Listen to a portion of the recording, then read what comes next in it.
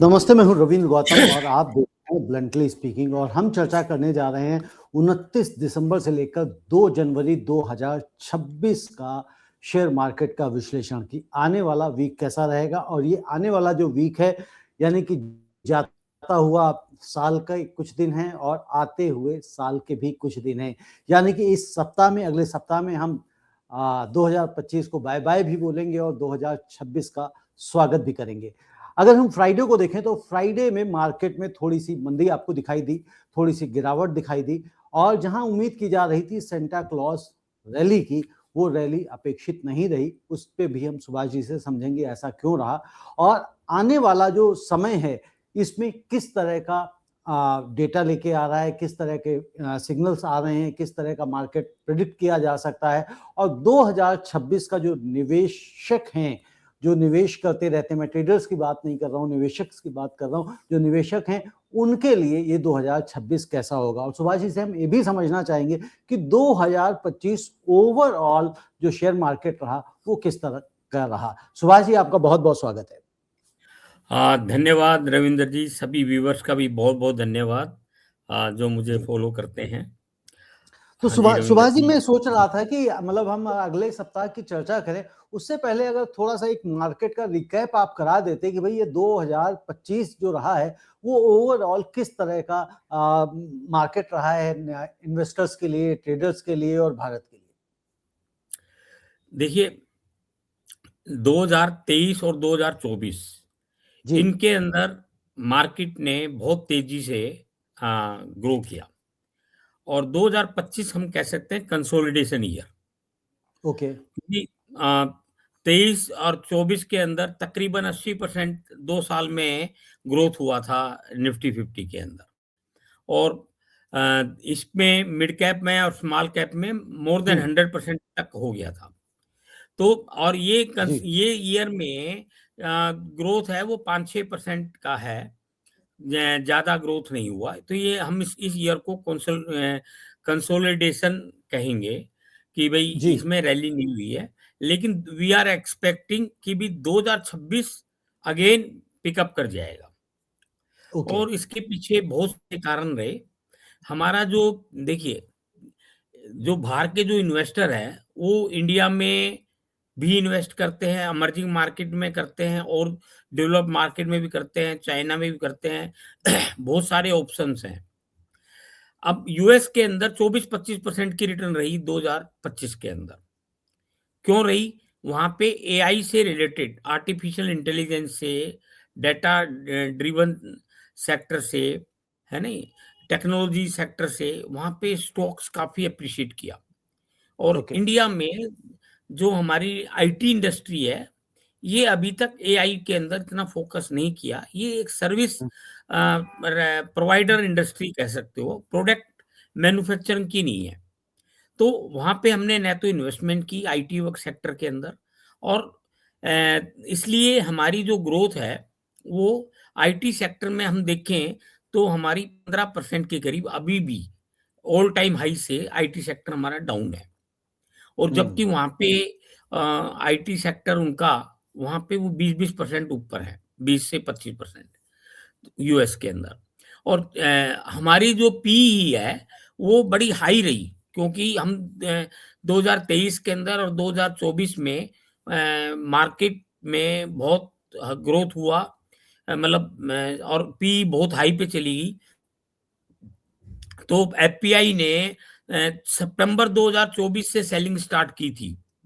सितंबर 2024 के अंदर हमारा ऑल टाइम हाई 26,277 के करीब पहुंच गया था। वो हमने बीट तो कर दिया, लेकिन रियल सेंस में अभी एक बार 26,330 तक जाके हम फिर वापस आ गए और 26,000 के आसपास हमारा निफ्टी रुका हुआ है। तो कहने का मतलब है सितंबर 24 से एफपीआई की लगातार सेलिंग चल रही है। और इनकी इस साल 2,70,000 करोड़ एफपीआई की सेलिंग रही है, और लास्ट ईयर भी काफी रही है। तो ये एफपीआई की सेलिंग की वजह से, और क्योंकि एफपीआई यहाँ पे बेच के चाइना में, हांगकांग में, यानी कोरिया में, इंडोनेशिया में, ब्राजील में, वहां इन्वेस्ट किया है उन्होंने। हमारा मार्केट जी, में वो पी हाई देखते थे, वैल्यूएशन बहुत ज़्यादा हाई देख रहे थे। लेकिन अब और हमारे जो स्टार्टिंग के अंदर जो जून एंडिंग है और सितंबर एंडिंग है और अब ये दिसंबर एंडिंग भी अब है ना, तो पहले 2 क्वार्टर इतने बढ़िया नहीं रहे और अब थोड़ा-सा मार्केट में तेज़ी का माहौल कह सकते हो कि कॉर्पोरेट अर्निंग बेटर चल रही है। तो और कई चीज़ें इम्प्रूव हुई है इकोनॉमिक फिगर्स, तो उसका पॉजिटिव इम्पैक्ट आने वाले टाइम में देखने को मिलेगा और मार्केट में मैं समझता हूँ आने वाले टाइम इन्वेस्टर के लिए बहुत बढ़िया रहेगा। इन्वेस्टर्स के लिए बहुत बढ़िया रहेगा। सुभाष जी, मुझे ऐसा ध्यान आता है कि पता नहीं शायद आपके साथ चर्चा करी थी हमने कि लास्ट ईयर जब बात कर रहे थे तो हम लोग एक्सपेक्ट कर रहे थे शायद कि फरवरी में ये जो निफ्टी है फरवरी 2025 में निफ्टी 27,000 चला जाएगा। लेकिन ये देखिए दिसंबर आ गया, 27,000 नहीं गया और मतलब बहुत बड़े सारे एक्सपर्ट्स लोग भी ये कह रहे थे कि 27,000 जा सकता है। तो क्या अब आने वाली हम जो ये 2026 है फाइनेंशियल ईयर, अगर हम 2025-26 की बात करें यानी कि 31 मार्च तक, क्या निफ्टी की कोई संभावना दिखाई दे रही है 27,000 तक जाने की? देखिए रविंदर जी, अब है ना जो मार्केट चल रहा है, ये बिल्कुल इन्वेस्टमेंट वाली स्टेज पे आ गया है और ओके, लार्ज कैप हमारे 21 साढ़े 21 के ऊपर चल रहे हैं। यदि हम इसको पिछले एवरेज निकाले, लॉन्ग टर्म एवरेज निकाले, तो उससे ये काफ़ी कम है। तो इसका ओके। अपने आप से ही कंपैरिजन करें, तो ये इनका पीई काफ़ी कम है और इसको इन्वेस्टमेंट के लिए हम लगता है कि एफपीआई भी अपना एटीट्यूड को बदलेंगे, अपना विश्लेषण को बदलेंगे क्योंकि लॉन्ग टर्म ग्रोथ इंडिया के अंदर बहुत है। अभी हमने 2 जीडीपी की फिगरें देखी थी। फर्स्ट क्वार्टर 7.8 फाइनेंशियल 25-26 में, सेकंड क्वार्टर 8.2 और थर्ड क्वार्टर और फोर्थ क्वार्टर मिला के आरबीआई का एस्टिमेट है कि पूरे साल में 7.3% की ग्रोथ, जीडीपी ग्रोथ रहनी चाहिए। वो किसी भी एस्टीमेट के हिसाब से, किसी भी हमारी जैसी इकोनॉमी के हिसाब से बहुत बढ़िया ग्रोथ है। चाइना की ग्रोथ अभी 4 साढ़े 4% चल रही है। अभी यूएस ने इस क्वार्टर के अंदर 4.2% की ग्रोथ दी है, जो कि बहुत अच्छी मानी जा रही है। तो ये चीज़ बाकी उनकी एवरेज ग्रोथ भी 3% से ऊपर नहीं आएगी पूरे साल की। तो इसलिए इंडिया की 7.3% ग्रोथ, जीडीपी ग्रोथ बहुत बढ़िया है। फॉरेक्स हमारा रिजर्व्स कंफर्टेबल है। रूपी एक नेगेटिव है जिसको हम कहते हैं कि 6% 7% गिरा हुआ है in comparison to other currencies. वो उसके कई फैक्टर्स हैं, वो मैं अभी आगे आपकी चर्चा में डिस्कस कर लूंगा कि ठीक भी है। रूपी को है नहीं कैसे जी, स्टेबलाइज, बिल्कुल। लेकिन आने वाले टाइम में स्टेबलाइज होने की पूरी उम्मीद है। और जो आप बात कर रहे हो 31 मार्च तक एनएससी निफ्टी 50 27,000 को मेरे हिसाब से क्रॉस कर लेना चाहिए। हालाँकि हम वीकली एस्टीमेट दे रहे हैं, तो अभी जी, के जी। हिसाब से तो मैं वीक का दूँगा, हाँ, लेकिन मैं ये तो 3 बड़ा महीने की मैं हाइपोथेटिकल सवाल था। जी, हाँ जी, जी। जी। जी, सुभाष जी, जैसे अभी जो फ्राइडे को जो थोड़ी बहुत गिरावट देखी गई, तो ये गिरावट के पीछे क्या कारण रहा? क्योंकि जो थोड़ा-सा तेज़ी आई थी मार्केट में, फिर वो गिरावट आ गई और जो सेंटा क्लॉज रैली की बात चल रही थी, वो रैली भी कहीं नहीं दिखाई दी, जो कि अमूमन आ जाया करती थी। उनके पीछे आप क्या कारण देखते हैं?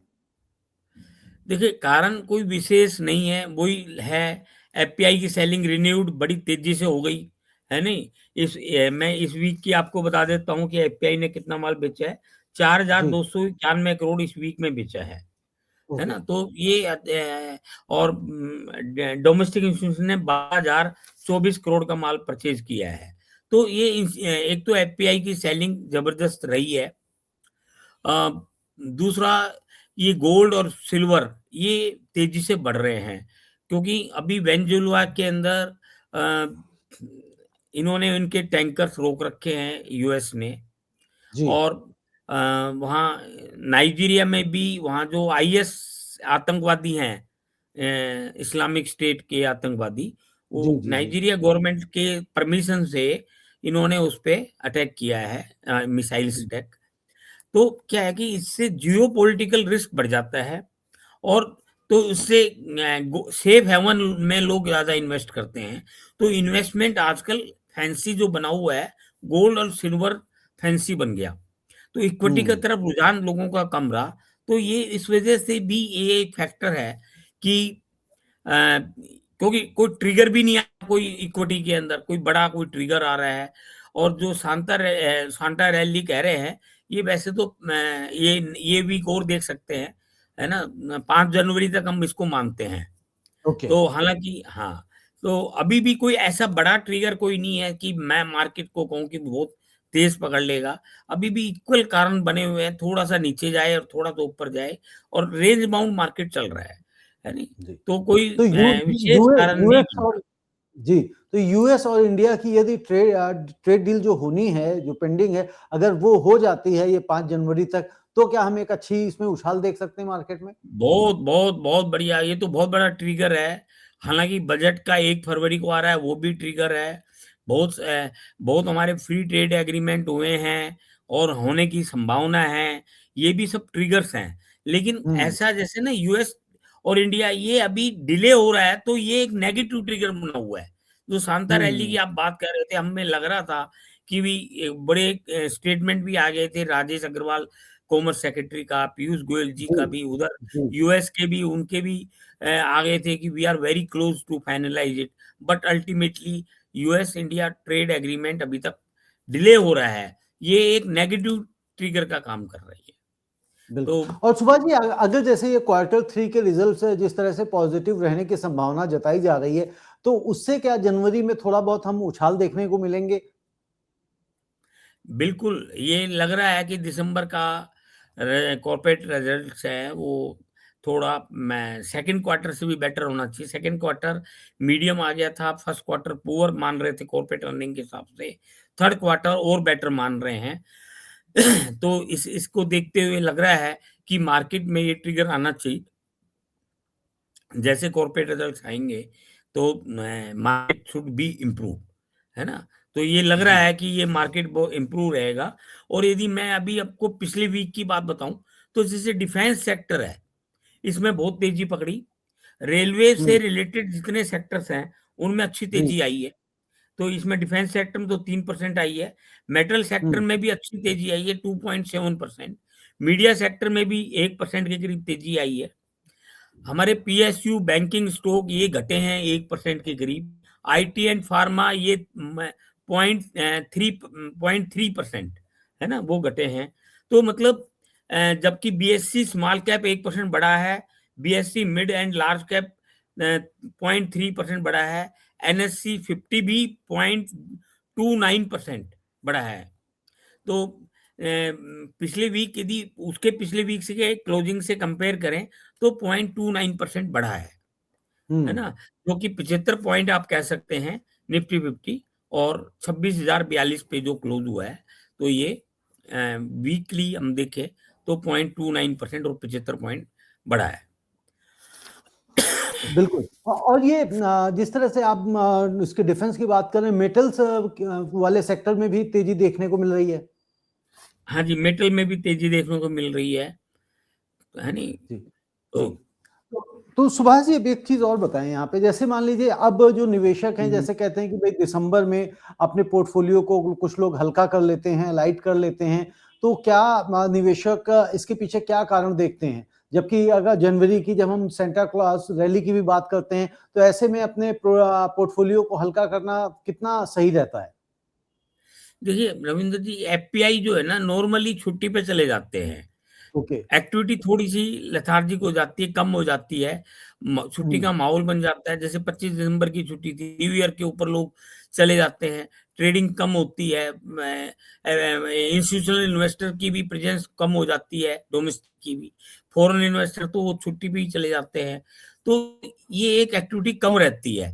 तो रुझान जो है ना वो बहुत ही एब्नॉर्मल कोई चीज़ हो जाए, तो ट्रिगर जल्दी पकड़ते हैं। तो ओके। बाकी ये है कि जैसे आप 29 दिसंबर से 2 जनवरी, तो कुछ जी। इकोनॉमिक फिगर आएँगी। इंडस्ट्रियल हुँ, प्रोडक्शन की एक फिगर आएगी, है ना जी? जी। और एक हमारा मैन्युफैक्चरिंग पीएमआई की फिगर आएगी, ये देखने वाली बनेगी, है ना? और यूएस की एक मिनट है, जैसे यूएस ने अभी 25 पैसा घटाया था यूएस फेड रिज़र्व में, इसकी यूएस फेड रिज़र्व की मिनट लिखी जानी होती है। तो उसमें जैसे जी। 3 मेंबर ने अगेंस्ट वोटिंग की थी, बाकी मेंबर ने 25 पैसा घटना चाहिए, इसके लिए सपोर्ट किया था।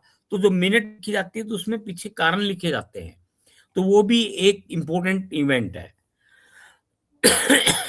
एक हमारी आरबीआई ने अपनी पॉलिसी में डिक्लेयर किया था कि 2 लाख करोड़ का लिक्विडिटी एनहांसमेंट करेंगे, तो वो जी ओपन मार्केट ऑपरेशन से गवर्नमेंट सिक्योरिटीज परचेज करते हैं। तो 29 दिसंबर को 50,000 करोड़ करेंगे, फिर एक वीक, हर वीक वो करेंगे।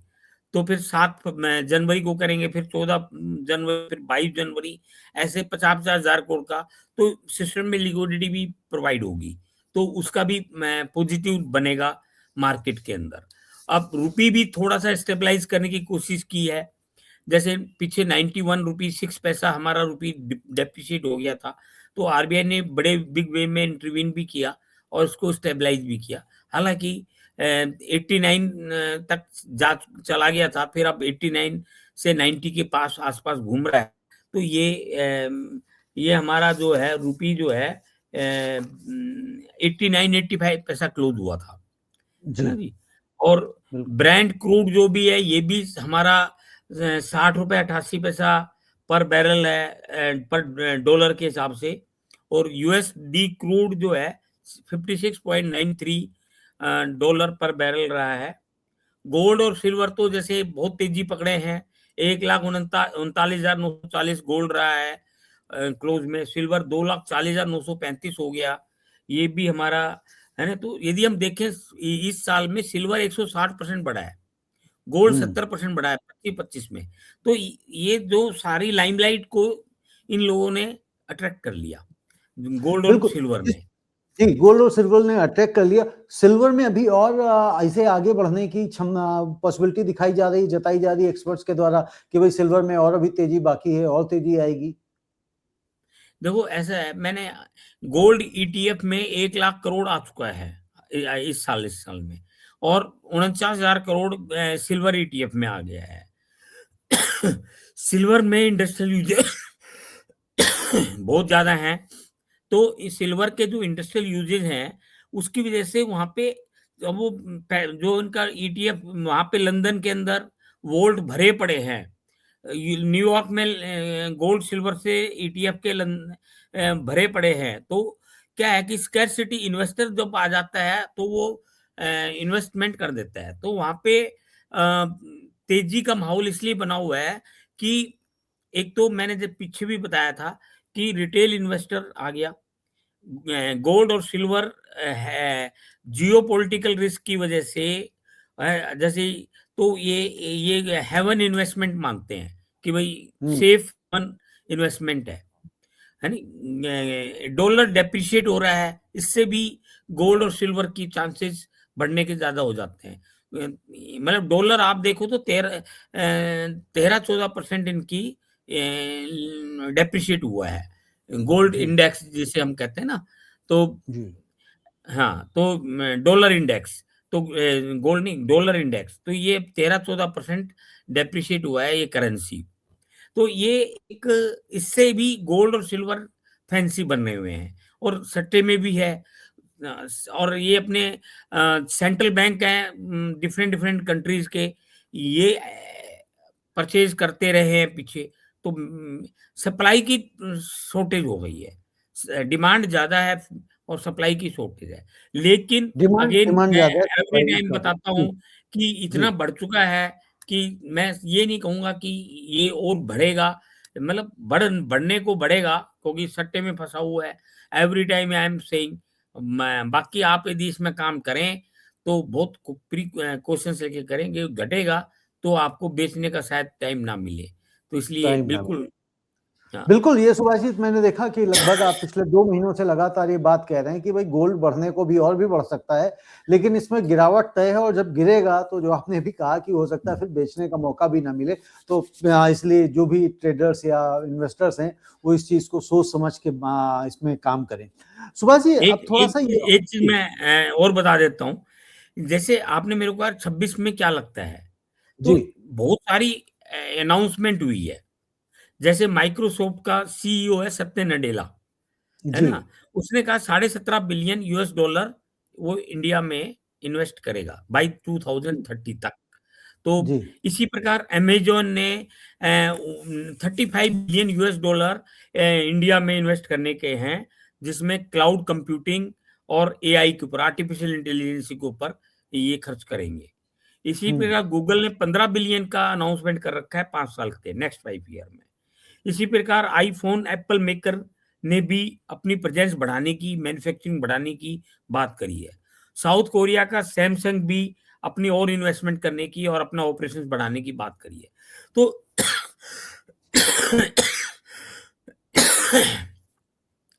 और हमारी जो एफडीआई है इस साल $80 बिलियन की एफडीआई आ चुकी है नहीं? तो कहने का मतलब है कि नेक्स्ट ईयर और ज़्यादा आने की उम्मीद है। मतलब एफपीआई की सेलिंग है सेकेंडरी मार्केट में, वो अलग बात है, लेकिन डायरेक्ट इन्वेस्टमेंट और इतने सारे एक्सपेंशंस होने की बातचीत हो रही है, तो ये मार्केट में बहुत पॉजिटिव है। लॉन्ग टर्म पॉजिटिव बना रहे हैं। तो इंडियन के अंदर काफ़ी कुछ यहाँ आएगा और इंडिया में जैसे मैं नेक्स्ट ईयर में बहुत बुलिश हूँ, क्योंकि पहले 2 साल में बहुत तेज़ी थी। 23 में, 24 में, 25 में कंसोलिडेशन है। अगेन 26 ऑनवर्ड्स मेरे ख्याल market should be very, very good. तो बाकी हम वीकली बात करते ही हैं और लॉन्ग टर्म मेरा यही है कि लॉन्ग टर्म में markets Indian fundamentals are very good. Corporate result भी अच्छे आएँगे, रुपी स्टेबलाइज़ हो जाएगा और ये यदि इंडिया यूएस ट्रेड हो जाता है, तो मार्केट में ट्रिगर आ जाएगा। बजट के अंदर सारे रिफॉर्म्स कर रही है government. Time to time insurance sector 100% FDI खोल दिया। Government is seeing what is needed by FDI, है ना? उस हिसाब से अपने लॉज़ को कर रही है। तो बजट के अंदर मुझे लगता है ईज़ ऑफ इन्वेस्टमेंट और कहीं जो क्रिमिनलाइज़ेशन है बिज़नेस के अंदर, वो सब पेनल्टी प्रोविज़न्स काफ़ी कम कर देंगे और रैशनलाइज़ कर देंगे। और जीएसटी जैसे अभी हमने एक स्टेप लिया, डायरेक्ट टैक्स में स्टेप लिया। अभी हमने गवर्नमेंट ने 3 कोड बिल एक में कर दिया। जैसे सेबी का था, है नी? स्कॉटिश कॉन्ट्रैक्ट एक्ट था, है ना? तो ये 2-3 कोड बिल थे, उनको एक कर दिया यूनिफाइड। तो तो गवर्नमेंट आज पॉल्यूशन गवर्नमेंट ने बहुत आपको सारे परेशान कर रखा है। हाँ जी, हाँ जी, थोड़ा-सा पॉल्यूशन है। तो गवर्नमेंट हाँ, सारे ये ले रहा है और हमारे यहाँ पे जैसे यदि कोई टॉप इन्वेस्टर आप देखें तो मॉरिशस और सिंगापुर 49% इन्वेस्टमेंट है इनका एफडीआई में। यूएस का 10% है, नीदरलैंड का 7.2% है, जापान का 6% है, यूके का 5% है। तो मतलब ऐसे बहुत सारे इन्वेस्टमेंट हमारी तरफ से मतलब हमारे इंडिया में आ रहे हैं लॉन्ग टर्म इन्वेस्टमेंट। तो हुँ। इंडिया का फ्यूचर बहुत ब्राइट है इंडिया की ग्रोथ और स्टोरी इंटैक्ट है, फ्यूचर इंटैक्ट। ब्राइट है और आगे क्या आप बुलिश हैं और ऐसा और भी लोग कह रहे हैं कि भई मार्केट जो है आगे बढ़ेगा।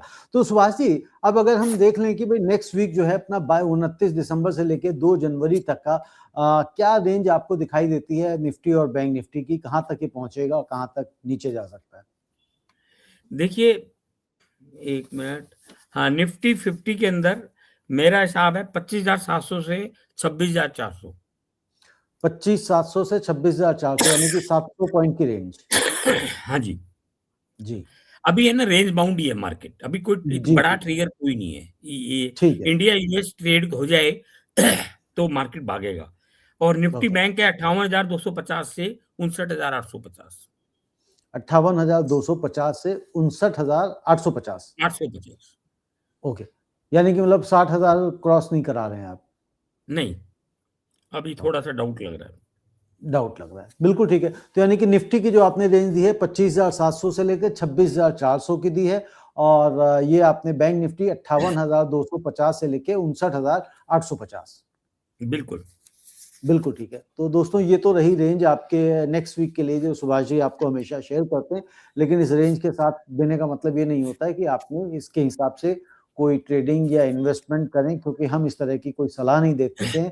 लेकिन आप जब भी करें तो अपने वित्तीय सलाहकार से सलाह लेकर करें और ये कार्यक्रम सिर्फ़ और सिर्फ़ आपके एजुकेशनल पर्पज़ के लिए ताकि आप एजुकेट हो सकें, मार्केट में अवेयर हो सकें कि मार्केट में और क्या हो सकता है और यदि आपने कोई पोज़ीशंस बनाई हैं तो उसको भी आप अपने अकॉर्डिंग मैनेज कर सकें। सुभाष जी, चलते-चलते थोड़ा-सा ये भी बताइए, जो क्रूड ऑयल है, उसकी स्थिति भी क्या बनी हुई? जिस तरह से आपने लगातार कहा है पिछले कई उसमें कि क्रूड ऑयल वीक है, क्रूड ऑयल नीचे जाएगा, क्रूड ऑयल इससे भी और नीचे जा सकता है।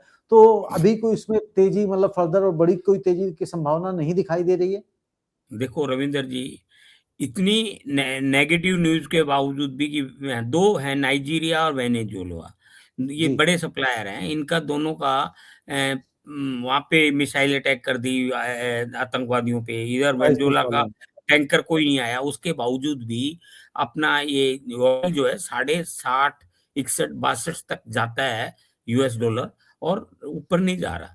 तो हुँ, कोई बड़ी कोई बात नहीं है। ये सब कुछ भले ही नॉर्मल हो जाए, कल को रशिया का यूक्रेन का युद्ध रुक जाए और ये सारे तो ये काफ़ी बेटर पोज़ीशन है कि क्रूड के प्राइसेज़ नीचे आ जाएँगे।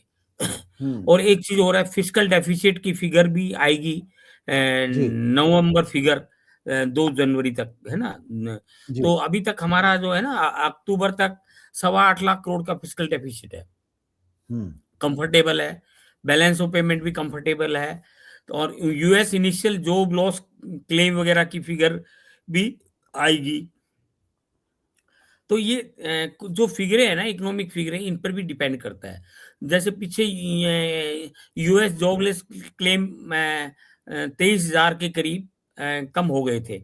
तो ऐसा है ना कि अब ये फेड रिजर्व जो है जनवरी के अंदर क्या 25% और घटाएगा, नहीं घटाएगा? चांसेस बहुत कम है घटाने के। जी। लेकिन ट्रम्प का प्रेशर पूरा है। फेड बिल्कुल, ट्रम्प का प्रेशर पूरा है और ट्रम्प ने सबको ही, मतलब पूरे दुनिया पे ही प्रेशर बना के रखा हुआ है। और हालाँकि मैं समझता हूँ कि उसकी वजह से उनको भी तो आर्थिक नुकसान हो रहा है। मतलब जो वहाँ पे तेज़ी मंदी आ रही है, जो वहाँ पे बेरोज़गारी हो रही है, वो भी एक इसका बड़ा कारण है शायद। लेकिन वहाँ की जीडीपी अच्छी प्रोग्रेस की है। तो मतलब वहाँ इकोनॉमी सही जा रही है, जो मर्ज़ी है। रिलेशंस कंट्रियों से खराब हो रहे हैं, टैरिफ बढ़ा रहे हैं, लेकिन वहाँ पे पैसा तो आया ही ना, टैरिफ के बावजूद जो एक्सपोर्ट हो रहा है, उन जी। जो तो मतलब उनको टैरिफ तो मिला ही है ना गवर्नमेंट को। हाँ, टैरिफ मिला और है, लेकिन कह रहे हैं इन्फ्लेशन अभी कि तक कोई बढ़ा नहीं है, ज़्यादा कोई बढ़ा नहीं है। हुँ, हुँ, हुँ। तो इससे, मतलब अगर ये इसी तरह से चलते रहेंगे तो पूरे विश्व का जो ट्रेड है वो किस तरह से काम करेगा सुभाष जी? देखिए, सेटलमेंट हो जाएँगे, है नहीं? बड़ी-बड़ी इकोनॉमी से ये लोग कर लेंगे, और पीछे इनके इनकी अपनी प्रॉब्लम बहुत बड़ी है। उनका डेफ़िसिट बहुत बढ़ रहा है, और एक ही तरीका है कि रेवेन्यू बढ़ाया जाए, इनकम बढ़ाई जाए, वो यूएस कर रहा है। बस वो तरीका एक गलत है, डंडे के ज़ोर पे चल रहा है ये। डंडे पे ज़ोर पे तो वो एक अच्छी बात नहीं है, लेकिन अल्टीमेटली जैसे भी है, उनकी इनकम बढ़ रही है। उनकी इनकम बढ़ रही है। जी। ठीक है सुभाष जी, इजाज़त लेते हैं इस बार के लिए और एक बार रेंज में रिपीट कर देता हूँ, अगर आप देख लीजिएगा मैं भूल रहा हूँ। आपने निफ्टी 25,700 से लेके 26,400 की रेंज दी है और बैंक निफ्टी आपने कहा है 58,250 से लेके 59,850 रहने की संभावना है। एकदम सही है जी, एकदम सही बिल्कुल। है। हमारे दर्शकों को सभी के लिए नए वर्ष की शुभकामनाएँ और ये नया वर्ष आपके लिए आपके जीवन में खुशियाँ लेकर आए, खूब सारी धन लेकर आए और सुभाष जी को इसी तरह से सुनते रहिए, तो सुभाष जी आपके धन को बढ़ाने में किसी न किसी तरह से मदद तो पहुँचाते ही रहते हैं। बहुत-बहुत धन्यवाद सुभाष जी आपका भी।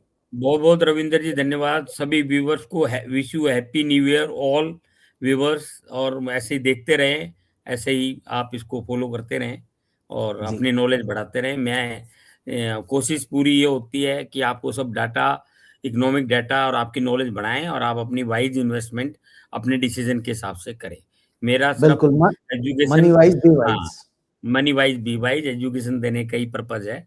आपको नॉलेज मिलती रहे, और उम, आसान शब्दों के अंदर मैं इस नॉलेज को आपको देता रहता बिल्कुल, आप आसान शब्दों के अंदर और आसान हूँ। भाषा में जो निवेशकों की समझ में आ सके, जिनको बहुत ज़्यादा बड़े जार्गन्स के साथ में आप बात नहीं करते हैं, कि लोगों को समझ में नहीं आ पाए कि भाई ये जो टर्मिनोलॉजी यूज़ करी सुभाष जी ने वो क्या थी, इसका मतलब क्या है? तो पहले उसको ही गूगल करने बैठ जाएँ, तो ऐसा आप कोई भी काम नहीं करते हैं कि जो दर्शकों को समझ में नहीं है, एक-एक शब्द समझ में आता है, और यही कारण है कि शायद दर्शक आपके साथ लगातार जुड़े रहते हैं और इतनी बड़ी संख्या में आपको देखते हैं। तो बहुत-बहुत धन्यवाद सुभाष जी, और आपके लिए भी बहुत-बहुत नया वर्ष धन्यवाद। मंगलमय जी, हो, हाँ। और आपकी भी जो कंपनी है और ग्रो करे और आगे बढ़े, ये हमारी शुभकामनाएँ। जी, जी। बहुत-बहुत धन्यवाद। धन्यवाद।